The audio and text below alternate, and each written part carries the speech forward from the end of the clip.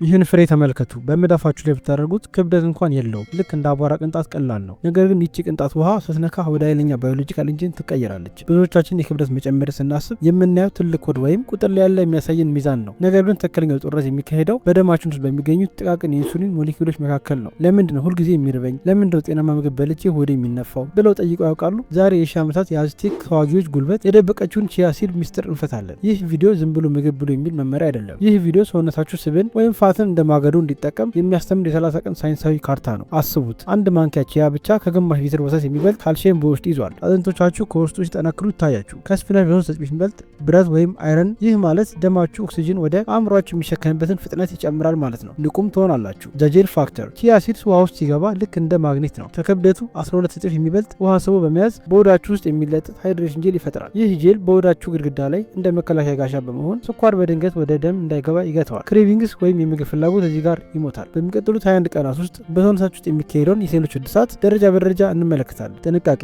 ቺያ አጠቃቀሙን ካላወቁት ጥቅሙ ወደ ጉዳት ሊቀየር ይችላል። ቪዲዮ መጨረሻ ላይ ብዙ ሰዎች የሚሰሩትን 3 ስህተቶች ነግራችኋለሁ። መጀመሪያ ቺያ እንዴት እንደሚሰራ በዝርዝር እንረዳ። በሆዳችን ውስጥ በትሪሊዮን የሚቆጠሩ ሰራተኞች አሉ። ገት ማይክሮባይም የምንላቸው ባክቴሪያዎች። ቺያ ሲድስ ለእነዚህ ባክቴሪያዎች ምርጥ ግብዣ ነው። በውስጡ ያለው ሶሉብል ፋይበር ለጥሩዎች ባክቴሪያዎች እንደ ሱፐር ፉድ ያገለግላል። ቺያ በውስጡ 3 ዋና ዋና አምዶችን ይዟል። ሶሉብል ፋይበር፣ ኦሜጋ 3 እና ኢሴንሻል ፕሮቲንስ። የማይመማ ፋይበር ወይም ኢንሶሉብል ፋይበር ልክ እንደ ለስላሳ መጥረጊያ ነው። በትልቁ አንጀት ውስጥ ተከማችቶ የቆየውን ድርቀትና ቆሻሻ ጠራርጎ ያስወጠዋል። የሚሟማው ፋይበር ደግሞ ውሃውን ይዞ በመወፈር የምግብ መፈጨት ሂደቱን ያዘገየዋል። ይህ መዘግየት ነው የደም ስኳሩን የሚያረጋጋው። ኢንሱሊን ሲረጋጋ ሰውነታችሁ የስብ ክምችት ስቶሬጅ ሙድ ማድረጉን አቁሞ የስብ ማቃጠል በርኒንግ ሙድ ይጀምራል። ኦሜጋ 3 ቺያ ከሳልሞን አሳ በበለጠ የኦሜጋ 3 ክምችት አለው። ይህ ንጥረ ነገር የአእምሯችሁን ኬብሎች ወይም ነርቮች ይቀባል። በሰውነታችሁ ውስጥ ያለውን ማንኛውም አይነት እብጠት ኢንፍላሜሽን ያጠፋል። መገጣጠሚያችሁ ላይ ያለውን ህመም መለስለስ ይጀምራል። ይህ ኢንፍላሜሽን ሲቀንስ የቆዳችሁ ቀዳዳዎች መጠብ ይጀምራሉ። ፊታችሁ ላይ የሚወጣውን ብጉር ወይም ሽፍታ ይቆማል። አሁን ይህን ጥቁር አልማዝ ወደ ተግባር እንዴት እንደምንቀይረው 3 ዋና ዋና መንገዶች እንይ። ብዙዎች ቺያን ዝም ብለው ምግባቸው ላይ መርጨት ይበሉታል። ይህ ግን ቺያን እንደ ድንጋይ መብላት ነው። የመጀመሪያው ዘዴ ሃይድሬሽን ሪቹዋል። ቺያ ውሃ ካላገኘ ውሃውን ይሰርቃል። ደረቁን ቺያ ካበላችሁ በሆዳችሁ ውስጥ ያለውን እርጥበት በመምጠጥ የሆድ ድርቀትን ኮንስቲፔሽን ይፈጥራል። ስለዚህ ህጉ ቀላል ነው። ቢያንስ ለ20 ደቂቃ ውሃ ውስጥ ዘብዝፉት። ያ ጄል መፈጠሩ ማረጋገጥ አለባችሁ። ያ ጄል ልክ እንደ ቅባት ሆኖ የሆዱን ግድግዳ ያለሰልሳል። ምግብ በቀላሉ እንዲያልፍም ያደርጋል። ዘሞርኒንግ ቶኒክ በአንድ ብርጭቆ ውሃ ውስጥ 1 ማንኪያ ቺያ እና ግማሽ ሎሚ ጭመቁበት። ሎሚ በቺያ ውስጥ ያለውን ብረት አይረን ሰውነታችሁ 100% እንዲመጠው አብዞርብ እንዲያደርግ ይረዳዋል። ይህንን በባዶ ሆድ መጠጣት የ4 ሰዓት ያህል ባንክ እንደመክፈት ነው። በደማችሁ ውስጥ ያለውን ቶክሲን ጠርጎ በማውጣት ኩላሊታችሁ ስራውን እንዲያቀልም ይረዳል። ግን ትክክለኛ ክብደት መቀነሻ ሚስጥር ያለው በሚቀጥለው ዘዴ ላይ ነው። አሁን ትክክለኛ ክብደት የመቀነስ ሚስጥር እንመልከት። ሰውነቱ ከቺያ ጋር መላመድ ሲጀምር ውስጣዊ ሞተር መቀየር ይጀምራል። ብዙዎች ሜታቦሊዝም ዝቅተኛ ነው ብለው ያስባሉ። ነገር ግን ሜታቦሊዝም ልክ እንደ እሳት ነው። ትክክለኛ ማገዶ ፊል ይፈልጋል። ቺያ ሲድ በውስጡ ማግኔዚየም እና ማግናኒዝ የተባሉ ብርቅዬ ማዕድናትን ይዟል። ከእነዚህ ለኤነርጂ ምርት ቁልፎች ናቸው። እነዚህ ንጥረ ነገሮች ሰውነታችን ካርቦሃይድሬት እና ወደ ጉልበት እንዲቀየር እንጂ ወደ ስብ ክምችት ፋት ስቶሬጅ እንዳይቀየር ያግዛሉ። ቺያ በደማችን ውስጥ ያለውን ላፕቲን የተባለ ሆርሞን ያስተካክላል። ሌፕቲን በቃ ጥገብ የሚል ትእዛዝ ለአእምሮ የሚልክ ሆርሞን ነው። ይህ ሆርሞን ሲስተካከል አላስፈላጊ የምግብ ፍላጎት ይሞታል። በጭንቀት ወይም በደስታ ጊዜ ዝም ብሎ መብላትን ያቆማሉ። ሆዶ ጠግቤ ያለው ሲል አእምሮ ያምነዋል።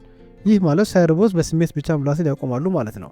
እውነተኛው ነጻነት እዚህ ጋር ይጀምራል። አሁን ደግሞ ይህን ውጤት በ4 እጥፍ የሚያሳድግ አንድ ልዩ የቁርስ አዘጋጀት ላሳያችሁ። ኦቨርናይት ቺያ ፐዲንግ ይባላል። ቁርስ ሳይሆን ለሰውነት የሚሰጡት መድኃኒት ነው። ግማሽ ኩባያ የወተት ምርት ወይም የአልሞንድ ወተት ይውሰዱ። 3 የሾርባ ማንኪያ ይጨምሩ። እዚህ ላይ ትልቁ ሚስጥር ግማሽ ሻንካ ማንኪያ ቀረፋ ይጨምሩበት። ቀረፋ የደም ስኳር በማመጣጠን ረገድ ተወዳዳሪ የለውም። ከቺያ ጋር ሲቀላቀል ደግሞ ፋስት በርኒንግ ማሽን ይሆናሉ። ይህን ድብልቅ አገላብጣችሁ ሌሊቱን ሙሉ ፍሪጅ ውስጥ አሳድሩት። ቺያ ወተቱን መጥቶ ወደ ክሬም ይቀይራል። ጠዋት ስትነሱ ልክ እንደ ፑዲንግ ወፍሮ ታገኙታላችሁ። ጥቂት ፍራፍሬዎችን እንደ ቤሪ ወይም ሙዝ ጨምሩበት። ይህ ቁርስ ቀኑ ሙሉ ንቁ አለርት እንዲሆኑ ያደርጎታል። ያ የከሳት ድካም አፍተርኑን ስላም ታሪክ ይሆናል። ጥንቃቄ፣ ቺያን ስንጠቀም ልንሰራው የማይገባ አንድ አደገኛ ስህተት። አንዳንድ ሰዎች ቺያን በብዛት መውሰድ የተሻለ ይመስላቸዋል። ሞሪስ ቤተር የሚለው ህግ እዚህ ጋር አይሰራም። በቀን ከ2 የሾርባ ማንኪያ በላይ መውሰድ የእር መነፋት ሊያስከትል ይችላል። ምክንያቱም ቺያ ከፍተኛ ፋይበር ስላለው ሰውነታችሁ እስኪላመድ ጊዜ ይፈልጋል። በትንሹ ይጀምሩ። አሁን ደግሞ ስለ ውጫዊ ውበት እናውራ። ቺያ ሲድ በውስጡ ከፍተኛ አንቲኦክሲዳንት ክምችት አለው። አንቲኦክሲዳንት ማለት የቆዳችን ሴሎች ከእርጅናና ከብክለት የሚከላከሉ ጠባቂዎች ማለት ናቸው።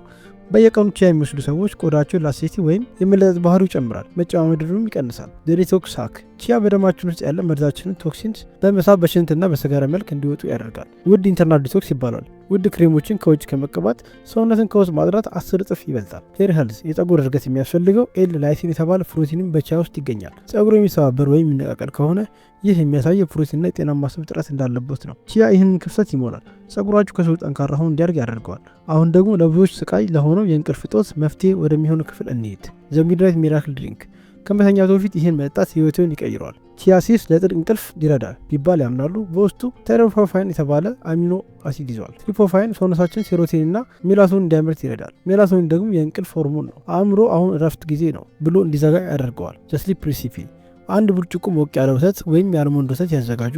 አንድ ሾርባ ማንኪያ የተዘፈዘፈ ቺያ እና ትንሽ ማር ሃኒ ይጨምሩበት። ማሩ ትሪፕቶፋን ወደ አእምሮ በቀላሉ እንዲገባ ታክሲውን ያገለግሏል። ይህ መጠጥ ለአእምሮን ያረጋጋል፣ ሰውነቱን ለጥገና ሪፔር ያዘጋጀዋል። ጠዋት ሲነሱ የራስ ምታት ወይም ድካም ሳይሰሙት በሙሉ ኃይል ይነቃሉ። ይህ ለ30 ቀናት የሚቆይ ጉዞ ነው። የመጀመሪያው እርምጃ ዛሬ ይጀምራል። አሁን ደግሞ የ30 ቀን ሙሉ የድርጊት መመሪያ በዝርዝር እንመልከት። ወደ ታሪክ እንመለስ። የጥንት አትሌቲክ ተዋጊዎች ቺያን የመሮጫ ምግብ ረኒንግ ፉድ ይሉት ነበር። አንድ ማንኪያ ቺያ ብቻ በልተው ለ24 ሰዓት ያለ ረፍት መሮጥና መዋጋት ይችላሉ። ይህ ተረት አይደለም፣ ይህ ሃይድሮፎቢክ ሳይንስ ነው። የሃይድሬሽን ማግኔት። ቺያ በውሃን በሰውነታችን ውስጥ ለረጅም ጊዜ አምቆ የመያዝ ልዩ ችሎታ አለው። ብዙ ጊዜ ስፖርት ስንሰራ ወይም በፀሐይ ስንጓዝ በላብ አማካኝነት ውሃ፣ ማዕድናትና ኤሌክትሮላይትስን እናጣለን። ቺያ ግን ያንን ውሃ በሆዳችን ውስጥ ቀስ እያለ ስለሚለቀው ኤሌክትሮላይት ሰውነታችን ድርቀት ዲሃይድሬሽን ውስጥ አይገባም። ይህ ማለት ረጅም መንገድ ለሚጓዙ ወይም በስራ ለሚወጠሩ ሰዎች ተፈጥሯዊ ኢነርጂ ድሪንክ ነው ማለት ነው። ስኳር ያለባቸው ኢነርጂ መጠጦች ለጥቂት ደቂቃ አነቃቅተው በኋላ ድካም ያመጣሉ። ቺያ ግን ለሰዓታት የሚቆይ ሊኒየር ኃይል ይሰጣል። አሁን ግን በጣም አስፈላጊ ክፍል ደርሰናል። ቺያን ሲጠቀሙ ሊሰሩ የሚያገቡ 3 አደገኛ ስህተቶች። ስህተት ቁጥር 1 ቺያን ደረቁ መዋጥ። ይህ ትልቅ አደጋ ሊያመጣ ይችላል። ቺያ ከክብደቱ 12 እጥፍ ውሃ ይመጣል። ደረቁን ከበላችሁት በጉሮሮ ወይም በሆድ ውስጥ ያለውን እርጥበት ሙሉ ይመጣዋል። ይህ ደግሞ የመታፈን ቾሂንግ አደጋ ወይም ከባድ የሆድ ድርቀት ሊያመጣ ይችላል። ሁልጊዜ ዘብዝፉት። ስህተት ቁጥር 2 በድንገት በብዛት መጀመር። ሰውነቱን ፋይበር አዲስ ከሆነ ሆዱን ሊያቆስሎ ይችላል። ውጤቱ ጋዝ፣ ሆድ መነፋትና ምቾት ማጣት ይሆናል። ህጉ ቀስ በቀስ መጨመር ስሎ ክላይምብ ነው። ስህተት ቁጥር 3 ቺያ በልቶ ውሃ ለመጠጣት። ይህ ቺያን ወደ ድንጋይ ይቀይረዋል። ቺያ በራሱ ፋይበር ስለሆነ ውሃ ያስፈልገዋል። ውሃ ካልጠጡ ፋይበር በሆድ ውስጥ እንደ ሲሚንቶ ይጋገራል። ስለዚህ ቺያ በወሰዱ ቁጥር ቢያንስ 2 ተጨማሪ ብርጭቆ ውሃ መጠጣቱን ህግ አድርጉት። አሁን ወደ መጨረሻውና የ30 ቀን ለውጥ ካርታ እንሄድ። ይህ የ30 ቀን ህይወቱን የሚቀይሩበት ጊዜ ነው።